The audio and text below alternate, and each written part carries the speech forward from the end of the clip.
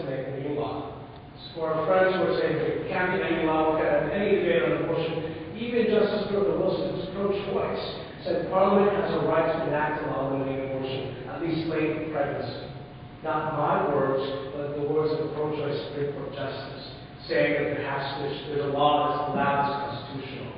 So if you say that there can't be any debate on this issue, you don't know the law. I actually interviewed the Canadian Medical Association writer, doctor, whose name is Dr. John Williams, who wrote CMA's policy on abortion when I was writing my thesis on the topic. And he said, when the legislation on abortion died, the stuff was avoid their past liability. There should be some legislation that fairly on rules. The government has not shown any indication towards wanting that up. There aren't any hard and fast rules. Each hospital has its own procedures and rules. No hard and fast rules across the land. Maybe there should be. Again, from the Canadian Medical Association doctor who's pro-choice, not for someone like me. Marilyn Wilson, who's Canadian Abortion Rights Action League, says most women have abortions in this system, not because of life's in danger, not because of rape or incest, but for socioeconomic reasons. When women who seek abortion do so for socioeconomic reasons, sometimes with desire to complete their education and financial independence. In many cases, couples with children must restrict the family size in order to provide adequate financial support. After choosing abortion is a conscious decision not to burden a socioeconomic burden, not to be a socioeconomic burden on society. Again, these are the words of pro-choice activists, not pro-lifers. And it's not that we can't sympathize with those socioeconomic situations and conditions. It's just we need to ask, do those conditions justify taking someone's life? That's the question. What is it? In a Canada today, in the 9 out of 10 provinces provide abortions, 2/3 of territories there are abortions being performed. According to the Canadian Abortion Rights Action League, there's a minimum of 121 more hospitals in Canada that do abortions, and about 3 or 4 clinics across the country perform abortions, all of which are funded by us. In other words, there's a system that allows this to continue, and guess what? We're the ones who let it continue. That sounds absolutely right. It's systematic. Lastly, a massive loss of life. I looked at these stats earlier. Let's see those pretty right away. And we looked at the numbers of people who were killed by past genocides and atrocities. When we look at abortion, in Halifax, there were approximately 1,700 abortions performed last year alone. Next. In Canada, there's over 100,000 abortions performed, almost 100,000, almost 300 every day. Next. Around the world, there are about 40 million abortions performed every year. That if it's a simple procedure, a simple choice that women make, a decision about their body, it would be different, of course. But if pro-lifers are right, that's 40 million people who are killed every year through abortion. And what they found actually is that whether or not abortion is legal or illegal, abortion rates are the same.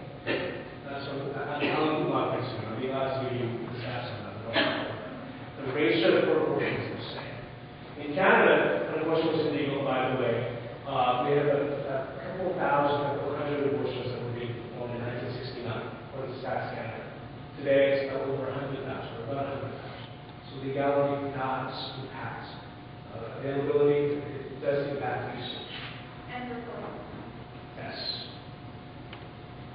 When people saw that picture of Emmett Till and saw other injustices that were being the way African Americans were being treated, they realized they could do something to fight that injustice.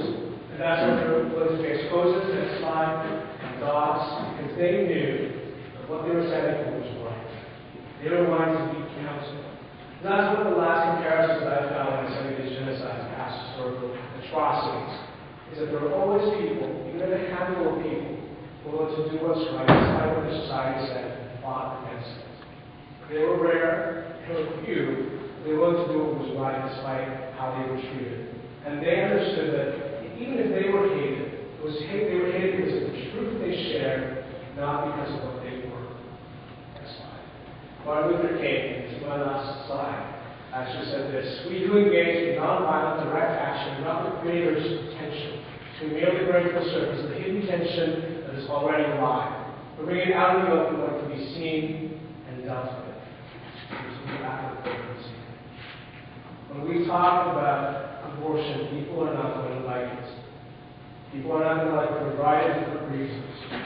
But I think people don't like to talk about it because imagine if we were actually right. What kind of society would we be living in? What kind of society would we be contributing to? I know not all of you agree, and that's great that we're here to listen. But I hope you understand, I'm not just making my preference or personal opinion statement here.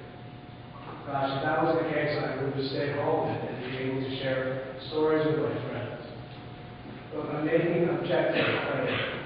I'm making a case for why I believe what's happening to the unborn is just as unjust as what happened to past groups, to groups who were equally treated bad. And that means we have a choice. We can choose to reject that truth. We can choose to relativize it and say, that's just your opinion, even though that's not what I'm saying. Or we can choose to engage. Not just engage in terms of facts and arguments, and that's love. But for those of you who agree, to engage in terms of doing something about it. History remembers these atrocities. History also remembers those who are willing to stand up. And I want you to remember, he's one of those people who, despite the opposition, despite what other people have said, was willing to say, look, just because they're human